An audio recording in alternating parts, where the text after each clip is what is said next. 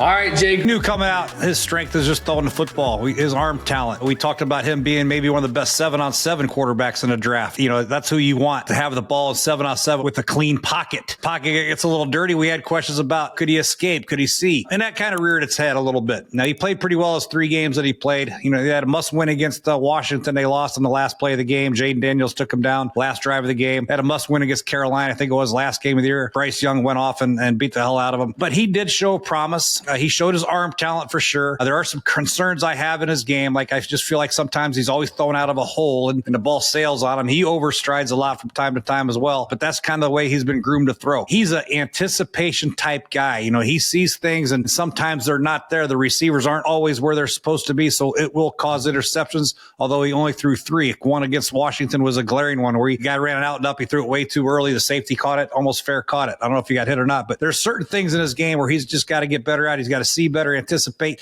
let it rip.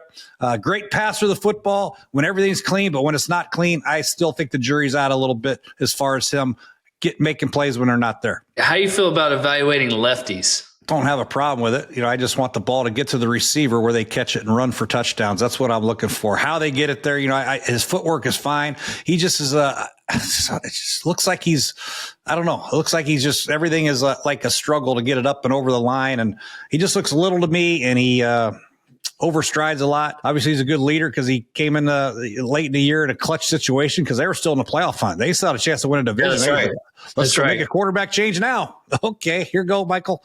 Obviously, he showed a lot in practice to get that gig, and he's a good quarterback. Moving forward, I don't know how much better he can get. The jury's still out. I wasn't a huge fan of him like you were. I know you're a huge fan of him coming out. I wasn't. Yeah, you can have it. I love him, man. I think he is a pure passer, man. That ball is pretty. I mean, I had a front row seat to his Washington, here we go. The Texas game. College football game.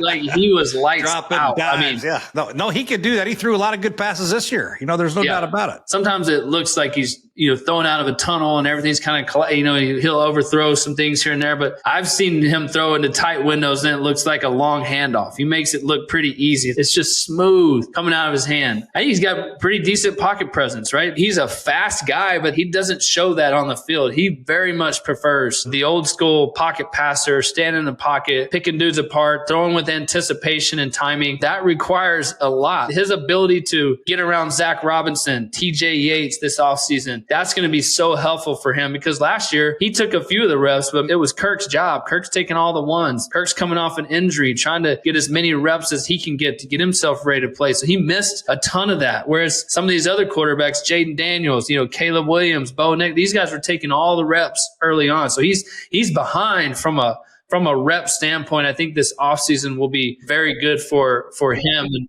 for Atlanta. He probably had as many wow throws, like, holy cow, what a throw, as Bo Nix did. And Michael Penix only played 3 games.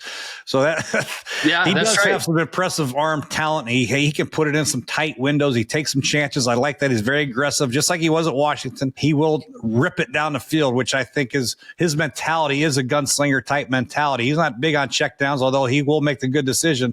But I think the future is bright for Michael. It's just hard for me to evaluate him on the 3-game or 4-game sample size that we had. But moving forward, I'm sure Atlanta's very fired up because he does have the tools to be good. Just you got to protect for him because he's not going to get out of the way of pressure. Yeah, I like how you say gunslinger because one of the things I wrote down was like his poise. Like, he'll get flustered just like every quarterback, especially rookies, but he just shakes it off, comes right back out, and keeps slinging it. That's a great mentality as a quarterback to have. And I don't know him personally, never met him, just watch him on tape, like what I see. I think just his ability to learn the system, seeing pressure over and over and over. You're going to be standing in the pocket, a pocket passer. Like, you're going to have to be able to see pressure and beat the pressure right away. Like, have an answer all the time.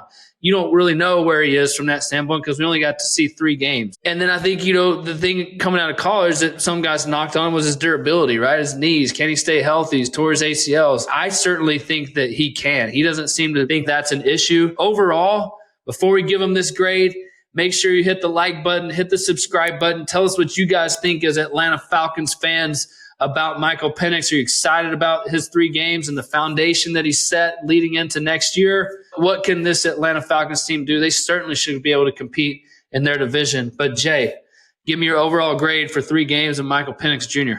Satisfactory. I'm not going to give him A through F because he didn't deserve one. He didn't take enough classes to get a full grade. So I'm just going to give him a satisfactory right now. I think he showed some promise, obviously. Took over for a quarterback they paid a lot of money for, but the grade is it's unclear right now. He's got a lot to prove. He's got a whole offseason with the offense and Zach Robinson, the receivers, obviously the tight ends, the offensive line coach. He's got a whole training camp. So hopefully he just continues to get better and better because he's going to have to get better. You can't give him an A or a B. He didn't play enough. I know you're dying to give him an A, though. I know you want to give him an A. That's your boy. No. I'm with you. It was a promising start, right? His rookie season, sort of set the foundation for his career, set the foundation for the offseason. Clearly, Atlanta is excited about him, bringing him in a clutch situation, like they're still in playoff contention and the playoff hunt, and like letting him take the reins. There's a lot of people in that building that make those decisions and those calls, and they all like Michael Penix Jr. And so I'm excited to see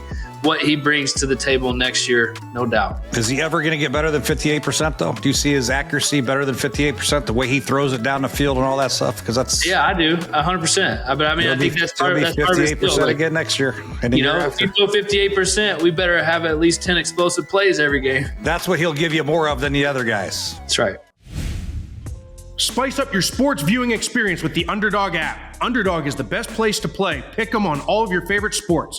Just choose higher or lower on your favorite players' stats, and you can join the millions of fans who have won billions of dollars on Underdog. What are you waiting for? Sign up now using promo code POCKET. That's POCKET, and you can get up to $1,000 in bonus credits. Download the Underdog app or visit UnderdogFantasy.com to get started today.